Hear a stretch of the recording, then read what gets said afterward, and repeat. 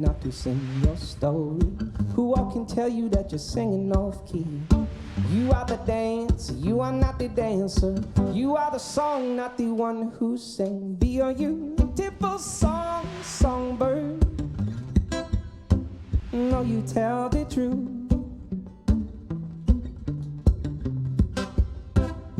You tell the truth. You tell the truth.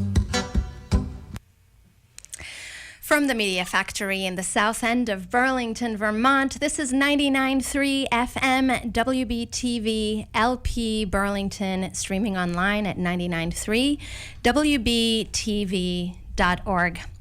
We're also live on YouTube on the Morella DeVoe channel, and we're live on TV, VCAM Channel 15. This is Thrive with Morella, the show for people who want to thrive body, mind, heart, and spirit. I'm Morella DeVoe. Welcome. Most of us have lived through experiences that leave us feeling broken. Many of us are not even sure that we can mend ourselves after some of the blows we've taken. And my guest today took many, many brutal blows during her childhood and adolescence. And she's now telling the story of how she emerged from her brokenness. Keele Burgin is a writer and successful businesswoman who is in relentless pursuit of helping women find their voices. She believes that when a woman finds her voice, she will change the world around her. Keele has been an active leader in international nonprofits for over 25 years, supporting women in Vietnam and Guatemala via education, mentorship, and microfinancing. And on the business side, she's also been a leader and a successful businesswoman. She's been a leader in 2 businesses where she played an instrumental role in achieving massive success in a very short amount of time. And yet, I'm holding her book right here, Keele realized that her true purpose was to bring her writing to the world. And her memoir, Wholly Unraveled, is available now online. I had the pleasure of reading it, devouring it, actually, this weekend. The book tells her story of growing up in and escaping a Catholic cult, only to find herself chasing adrenaline and drugs in the hope of finding a shred of self-worth before finally landing in a remote community where she would live in silence, quiet the demons of her past, and find the courage to love herself. Keele says that telling your story, the one that belongs to only you with all of the shame and vulnerability that comes with it, is the beginning of the journey for every woman. Keele, I am so honored to have you on the show. Welcome. Oh, I don't have your hold on. I didn't raise your audio. Go ahead. Welcome. Hi, thank you for having me. It's great to be here, to be talking about these important issues. Very important issues coming from a really powerful story of your life. So we're going to dive into that. But first, my first question to everyone on the show is, what is one of your personal keys to thriving in life? Oh, I think a belief in my own resiliency. I think if I could encapsulate in one word, it's that I know I'm resilient, because not only because of what I've been through, but because we all are. We're born with that resiliency, and it took me a long time to realize that and realize my worth, but I would say resiliency and worth. Yeah. Absolutely. Anybody who reads your story will be dumbfounded by your resiliency of how much you went through growing up and, your adolescence and until, I guess, your early adulthood, where you finally kind of came out. And I just have to say, my goodness, I don't think I've ever heard of abuse by a parent like what you experienced. And I found it interesting that at the very end of the book, you give thanks in your acknowledgments to a friend who says to you, "I'm grateful for your dad because he made you, the most resilient, the resilient woman that you are." So when you look at your childhood now and how rough it was, what's the light you see it in? Well, now I see it in obviously very differently than I did growing up.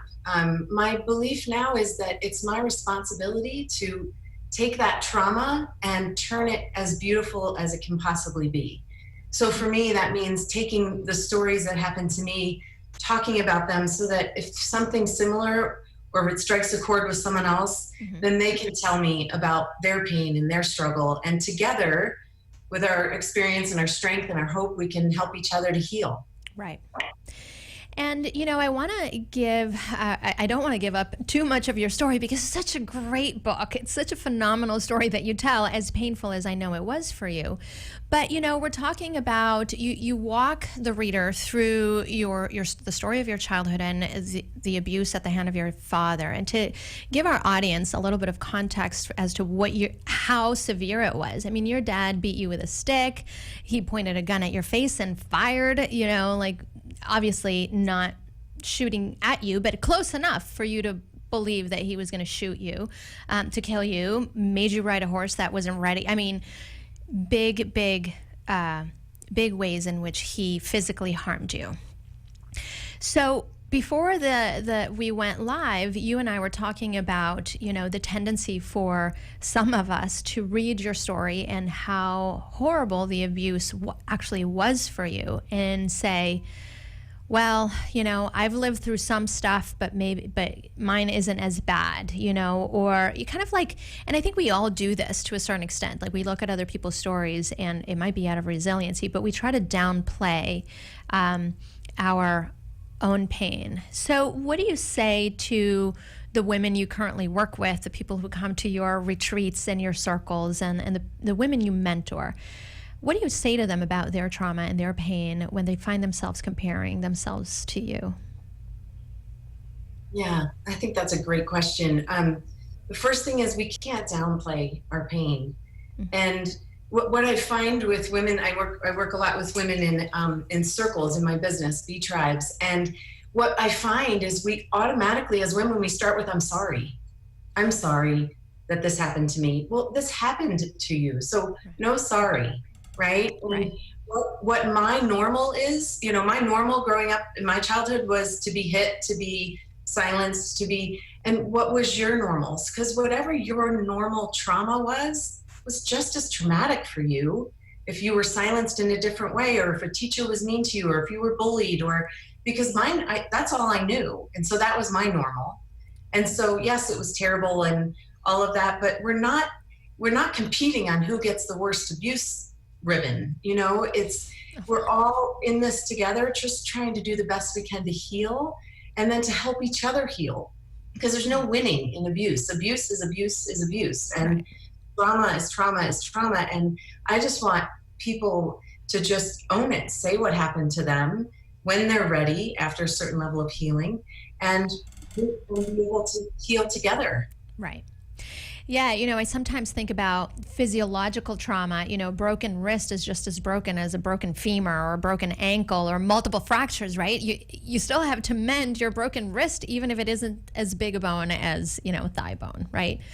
That's a great analogy. I like that a lot. Yeah, you can borrow it. Yeah, Feel free.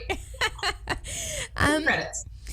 So, you know, there's so many. I had a hard time planning our interview because I have so many questions about your story that, you know, you do such a beautiful job of writing your story in a way that reads like a novel, that it's just, you know, page turning. And I need to balance my curiosity with having, you know, like a rich conversation that can actually, you know, be helpful and inspire people, you know, our audience, people who are listening, and, you know, maybe make them curious to want to read your book as well. So, you know, when I'm reading your book and you're talking about this relationship after you've finally left your childhood home, you're living in Omaha, and you have this beautiful relationship of someone who seems to be completely devoted and in love with you. His name in the book is Logan. I don't know if it's his real name or not, but, you know, he is just so there for you, wants to love you, wants to, you know, keep you safe. And I'm reading about this relationship and feeling desperate for you to open up to him and tell him how horrible your life has been. And what we find in the book is you don't have, the vulnerability is so scary to you. So can you tell us about why it was so scary to be vulnerable with him and share with him? Sure. I appreciate that. Logan reached out to me since the book has come out. I had made amends to him about probably 10 years ago, and just said, I'm so sorry for the way I treated you. I was not able to love myself, and so I couldn't love you. But it's been beautiful because he reached out when the book came out, and we had lunch for about 4 hours, actually. And it was such a beautiful, like, completeness to it. He's like, I'm so sorry I didn't know. And I was saying, you can't, no, sorry. No, the vulnerability it would have taken at that time, I didn't understand what happened to me yet. Right. I didn't have enough juxtaposition to other people and other families and other childhoods. I only had my own. And so it took me going to Madonna House to really get silent before I was able to really understand the level of abuse that had happened to me. And what you said, what you started in the beginning was that I wrote it as a novel because I wanted people to be in it, like really in it, so that they couldn't escape either. Right. Because we can't escape our pasts. We have to deal with our pasts.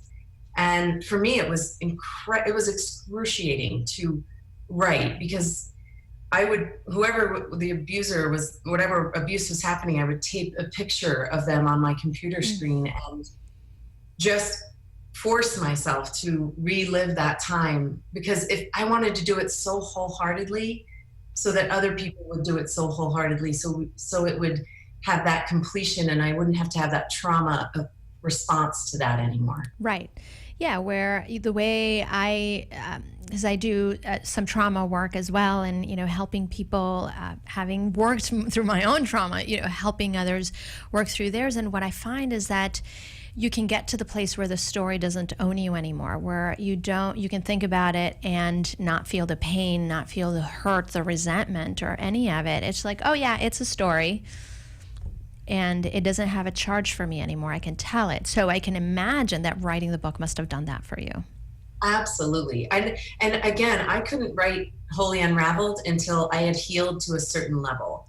And so for me, that was through Emdr Therapy, which I have been doing religiously for 12 years. It's an interactive psychotherapy. Right. You've probably heard of it if you work with trauma, but that for me was a turning point when I knew, okay, I am healed enough that I can talk about it now. Right. And it was amazing therapy. Yeah. So you have, what somebody might call, compounded trauma, or, complex PTSD potentially, where, you went through the experience of horrific abuse through your dad, and of course then your relationship with your mother is a whole different subject, and then you were raped.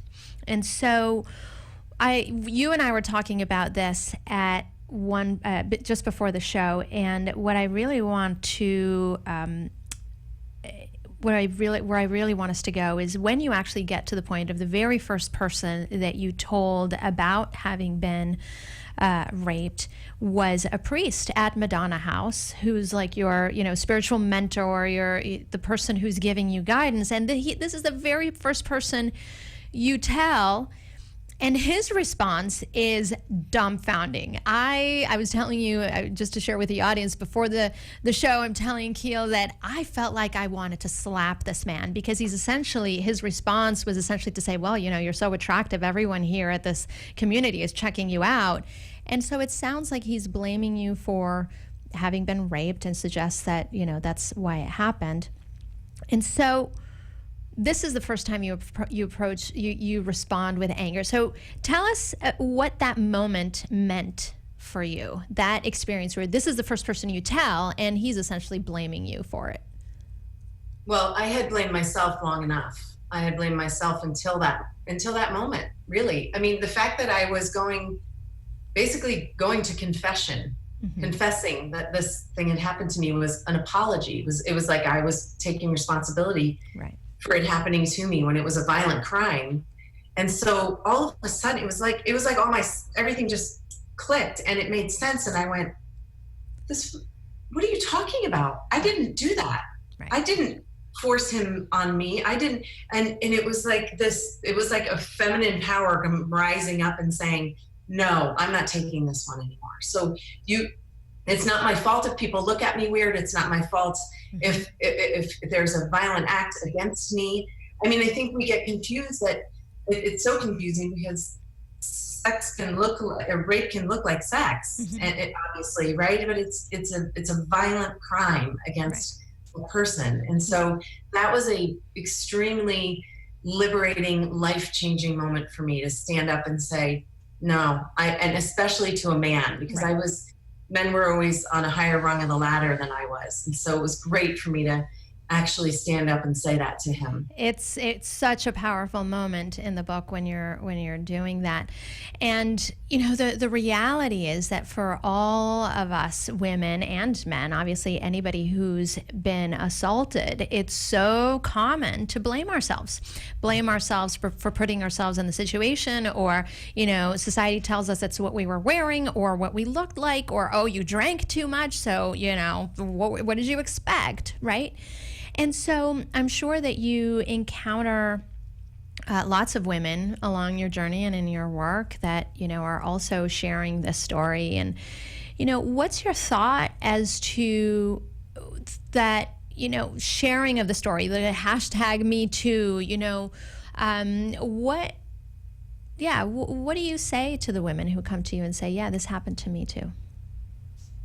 I tell them first to make sure that they have good friends to talk to, and pick a couple of good friends that you can really share this experience with, and get a great therapist, and make sure you're ready to say it out loud.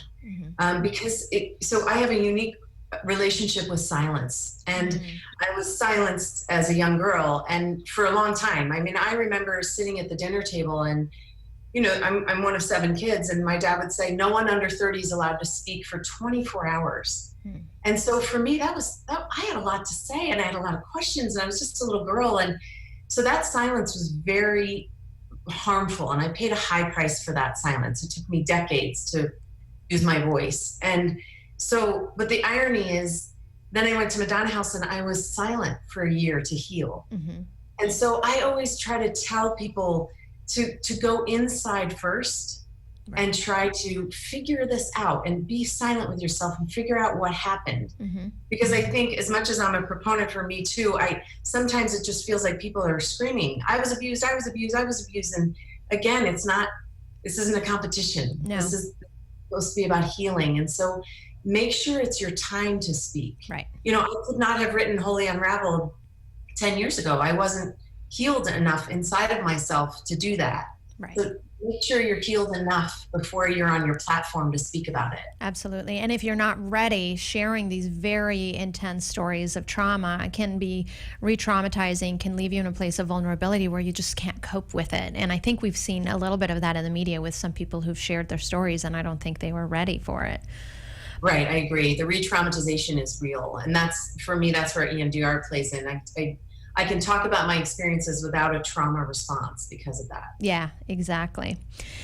Now, there are a couple, you touch on so many big issues. Of course, we've talked about assault and, you know, some of the childhood abuse. There's obviously, you must have powerful insights on domestic violence and all of that. You know, I don't know, this is such a big question, but when I was sitting with it this morning, I was thinking, well, what would Keele say about what we need to do collectively to help stem the cycles, generation upon generation of one generation hurting the next one, and what can we do around domestic violence? I mean, my God, what you experienced, and all of your family, and I don't know, we don't go into what happens to the rest of your siblings, but everybody in your family is, living with a byproduct of domestic violence. So what's your thought around what do we do? How do we help? Yeah, I think it's a great question. And I don't have the answer, but my answer is to get involved. My answer is to do my part. And I think for me, if we can all answer that question for ourselves, what is that you're going to do? to break this chain, because it is generational. I mean, I have broken it for my family. My children know it. They've thanked me for it. And I believe that we're in a shift right now. I think we've spent, a few decades in this individual therapy. So go to individual therapy and talk about it and work on it. And I think that's fantastic. That's necessary. But I also believe that it's more of what you said. It's the collective. It's gathering in groups. Mm-hmm. It's talking in groups and people saying, yeah, that happened to me too. And keeping each other accountable in that process of healing, right, so that we don't move back into our patterns. Like I talked a little bit about B tribes, but the whole philosophy is based on Joseph Campbell's hero's journey. Mm-hmm. That we need to look at the patterns that don't serve us anymore, and we need to relinquish those, and we need to walk into the life that we were meant to live. And those are powerful words, but we can't do that alone. Right. We need to bound together, and we need to have accountability and love and that sacred circle that we create, and have it be a process where we feel supported and loved and not judged. Yeah, absolutely. And the power of community, the power of being witnessed, is extraordinary. And I love that you're mentioning that, because yes, therapy can be very powerful, but some of the work that I do is I bring groups of people together, people who've experienced sexual trauma, and we work on this without necessarily diving into the stories, because we don't need to retell our stories necessarily to heal, which is actually paradoxical. But when we witness the shared experience and feel the other person in their pain and then moving along, it's like a rising tide lifts all boats. It's like everybody starts to feel like, oh my gosh, okay, maybe we can do this together. Right. Yeah. I mean, the collective is so powerful. We're all one. Yes. Yeah. Yeah. So, talking about domestic violence and abuse and, the family that you emerged from, and as you share at the end of the book, and you disconnected from your family of origin. And so there are many people who are in relationship with parents or relatives or siblings, or even just loved ones that they really should disconnect from. How did you find the courage to draw a boundary and disconnect? I have a relationship with one of my brothers who's not mentioned in the book. He's 12 years younger than I am, and it means a lot to me because I have no contact with anyone else in my family, as I write about. For me, and again, this will be different for everyone, but for me, I couldn't show up as my authentic self inside of that family. I couldn't be in the room and share a meal and not talk about what really happened. Right. It really happened. My dad threatened to kill me. And if we're not having that conversation and really moving through the pain of that, then we don't have a real relationship anyway. And so I was just showing up for, I don't know what reason, obligation. Right. You're supposed to go to your families for Christmas, but I don't go. I go to obviously I have 3 boys and we do that, but I've created a different family. I have my sisters who are my chosen sisters. I have friends I've had for 25 years, and we do our holidays together. And I bet our kids think they're blood cousins, because I can be myself with them, and I couldn't be myself with my family of origin, so I had to leave. Right. And so at what point, because in your book, you call your dad, but was that the moment when you disconnected, or did it happen much later? It happened much later. Yes, it happened much later. When I started writing the book 6 years ago, I actually called him. I hadn't had contact with him for a while, but I actually called him and had lunch. Mm-hmm. So that's the last time I saw him. But I needed to hear from him that he knew what he did. That's all. I just said, what you did to me. And what did Oh, come on. That was so long ago. I said, you tried to kill me. You said you were going to kill me, and it was like this, please say you're sorry. Please, could we, and I did have a little girl inside saying, oh, just say you're sorry and maybe we can have a relationship, but he's not that man. No. And so he said, I wasn't going to really go through with it. And I said, no, I was 12 and you shot the gun right over my head And no, I didn't know you weren't going to go through with it. I did not know that. Yeah. Yeah, and it wasn't just the gun and the shooting, it was everything else. And even in that in that moment, you know, the hike and the, you know, that all of that was abuse. All of it was abusive, and he doesn't have the capacity to see it. Right. And I want to say as well, I have forgiven him in a true sense. Right. And I don't say that lightly. It was very intense to forgive him. And I the harder person to forgive, to be honest, was my mom. Because your mom's supposed to nurture you, and your mom is supposed to be there for you and teach you how to be a woman. And I didn't get any of that. And so, and she was there for that abuse. When I walked back at Lake Powell and I was bleeding, and you know, it was, she knew what, she didn't know the details obviously, but she knew enough that she knew something bad had happened. And the same with the rape. She's the one that took me to the doctor and knew I was raped and didn't do anything about it. And that for me is harder than the abuse. Oh, absolutely. Absolutely.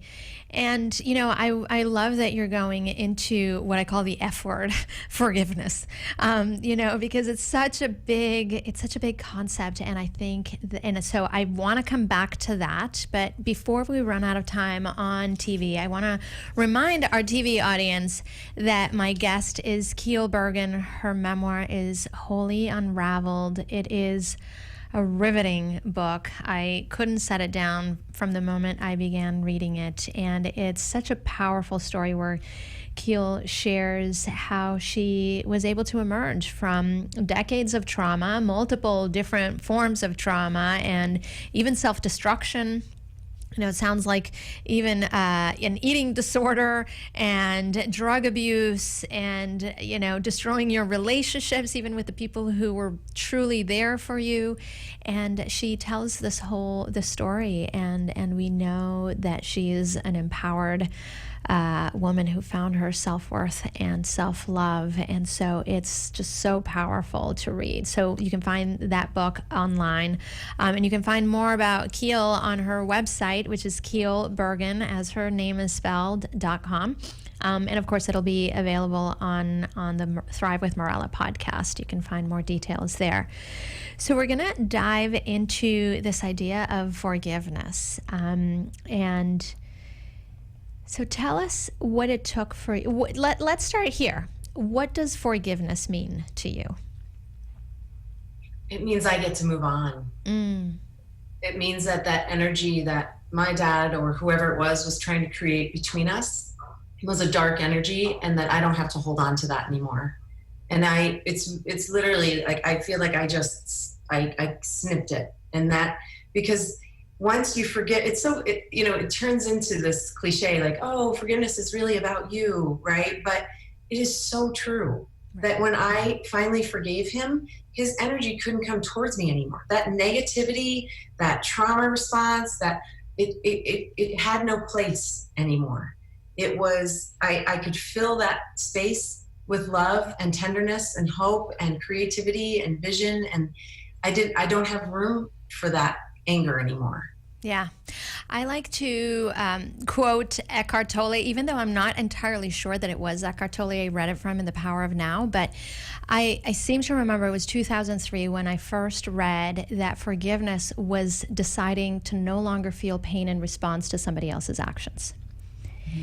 And that totally changed my life. We'll wave goodbye to our TV friends, and if you want to continue listening to the conversation with Keele, you can tune in on YouTube on the Thrive with Morella channel, or download the podcast on the Thrive with Morella page, thrivewithmorella.com. So, yeah, so what you're saying is that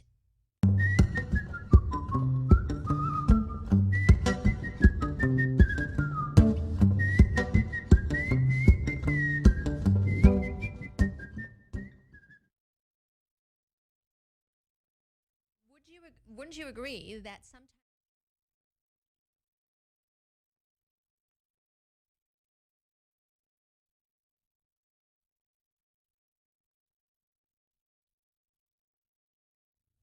I didn't absolve him. Right. What I know is that he's probably living in his own personal hell that he created. Right. And I'm not going to live there. I'm going to live in the light and joy and, and forgiveness gave me that. And, it's out of the mouths of babes sometimes, right? Like when my son, who was he was so young at the time, what was he, like 9? And we bumped into my dad in a coffee shop. Well, we didn't bump into him, but I was driving down the road. My dad would never comes to Boulder where I live. And I saw him walking down the street and I said to my boys, that's my dad. My boys were like, what? So we went into the coffee shop and met him, and you have to live in the choices that you've made. And my dad has made bad choices. Mm-hmm. And so my son knew that. And when he looked at him, my dad said, you know who I am? You know who I am? Right down, crouched down to him. And my little Liam goes, yeah, you're my mom's dad. Mm-hmm. And he said, no, I'm your grandfather. And he said, no, you're not. You're my mom's dad. And for me, that was such a pivotal moment of like, right, you may get the title of dad, but you don't get the title of grandpa because you didn't show up as grandpa and you didn't show up as a good dad. So it was like this, right. Oh yeah, you get to be, you're going to live whatever your choices are. And I'm sure my dad's living his. Right. Yeah. Yeah. That's beautiful. And I read that at the end of your book and your acknowledgments as well. And I thought, oh man, that's so good. I'm so glad that he said that. No, you're not my grandpa. You're my mom's father. Yeah. It's an old soul. So here's another big topic that you kind of tangentially, well, this isn't true, but I was going to say you tangentially touch on the topic of the Catholic Church. The Catholic Church is such a charged topic, a charged conversation in the U.S., much more than it is anywhere else in the world. I grew up in Venezuela. I went to a Catholic school. So that's another layer where I felt so identified with your story. So, raised Catholic school, to me, the Catholic Church is like my grandmother's house. It's like that's what I found really beautiful about your story is that here in your childhood, your family is part of a Catholic cult. It sounds like somewhat outside of the church itself, but a Catholic cult. And then you actually find healing in a Catholic community. So talk to us about your relationship with the Catholic Church after all of your life experiences. The irony of healing in a Catholic place, it was beautiful for me because I got to see the essence of Catholicism, which is love. Mm-hmm. And I don't resonate with the rules of the Catholic Church. I'm not part of Catholic Church. I have a very alive, and I love my spiritual practice, but it's not inside of religion. But what I realized is that it was really my dad trying to be God mm-hmm. under the umbrella of Catholicism. And so I think if you like those rules and you like that religion, that's fantastic. But for me, I can't subscribe to something that is an umbrella of, there's millions and millions and millions of people, and these are the rules for all of them. Right. Because I believe we are so, we have individual needs and wants and desires, and it's the rules that I can't really subscribe to. Right. But at Madonna House, yes, it was structured and there were rules, but it was of service. Mm-hmm. We were being of service to each other. So when I was cleaning the handkerchiefs or shearing the sheep or, milking the cows, whatever, someone else was chopping wood so that I'd be warm that night. And someone else was sorting beans so that I could be fed. And so there was this beautiful example of being of service to others. And that's what I learned is when I'm getting too much inside of myself, go be of service to someone else. Yeah. And it'll pull you out of your struggle. Yeah. And it was a beautiful thing to see you go there and be in that space that was so nurturing and so loving, having come from such trauma and, kind of wackiness around religion, where the thing that I took away from that I was so happy that that's what happened for you was that it kind of shows us that it isn't necessarily the Catholic Church itself that's evil and bad and does harmful things. It's the people, it's like, and so like you, I don't consider myself Catholic anymore. I don't practice Catholicism. My spirituality has gone probably very similar to yours. It's a completely different thing, but it's the Catholic Church is just like, okay, that's where I was raised. Like I said, like my grandmother's backyard. That's what it means to me. So I love that by having that experience, you highlight that there are good people and bad people, quote unquote, good people and bad people everywhere. And it's and wherever I travel, I love to travel internationally, and I always try to sit in a church because it's the individuals, like you said. It's what I feel when I go in there is all of the prayers that were offered for all of the different things that people need. And there's such a beautiful energy about prayer. Mm-hmm. For me, prayer is meditation, but you can just feel that energy of people yearning for some higher power. Right. And so I love that. It's what you do with that power. It's abusing that power is what we have to stop. I had brunch with Mike Resendez recently, who broke the Boston Globe story and won a Pulitzer Prize for the abusive church. So we sat and had brunch, and he had such an amazing perspective on what we're talking about too, that it is the individual, but we have to do it from grassroots and we have to do it from the top. It has to be both in order for us to really get rid of all this abuse that's happening. Absolutely. So before we kind of wrap up, and I'm going to ask you a couple of my curious about your life questions in a minute, but is there anything that we haven't touched on that you feel is really germane to what you've learned, how you've gotten to where you've gotten, that maybe we haven't touched on? I just want everyone to know that there is such happiness on the other side of abuse and trauma, and that you don't have to be stuck in that.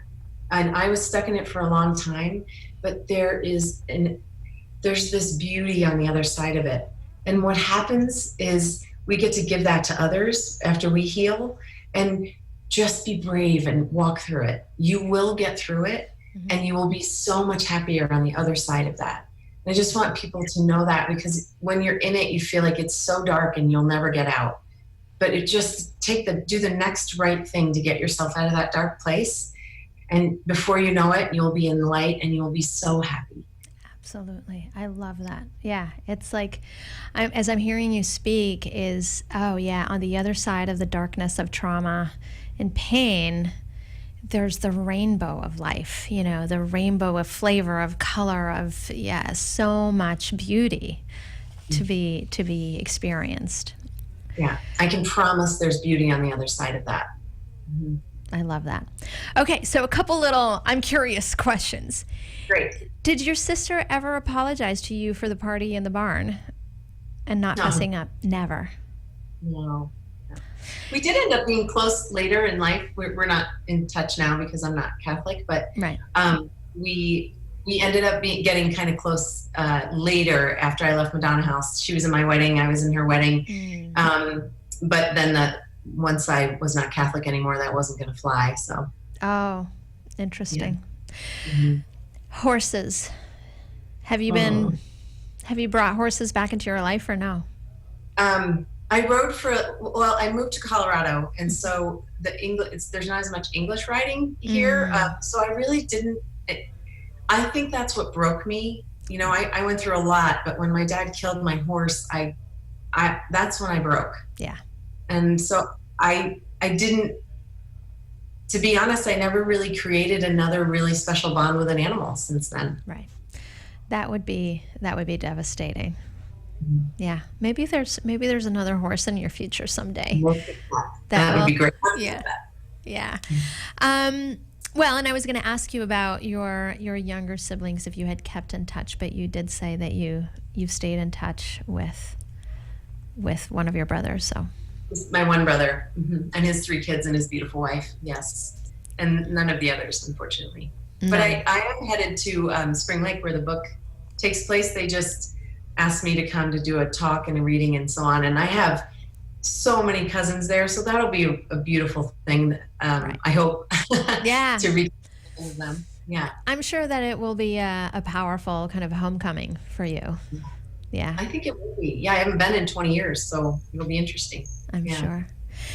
My goodness. Well, Keele Burgin, my guest today, is the author of this beautiful, like as I've said several times, riveting, powerful, inspiring memoir, Wholly Unraveled, which is based on her life. Well, it is her life story of overcoming the abuse she experienced in childhood and her adolescence, many different forms of trauma, and how she reclaimed herself, her life, her story, and found self-worth and self-love. Beautiful, beautiful, inspiring. Keele, again, thank you so much. It's been such a delight and such an honor to have you on the show. Well, thank you so much for having me. I know we'll stay in touch. We have a lot more to talk about. Yes, we do. We will stay in touch.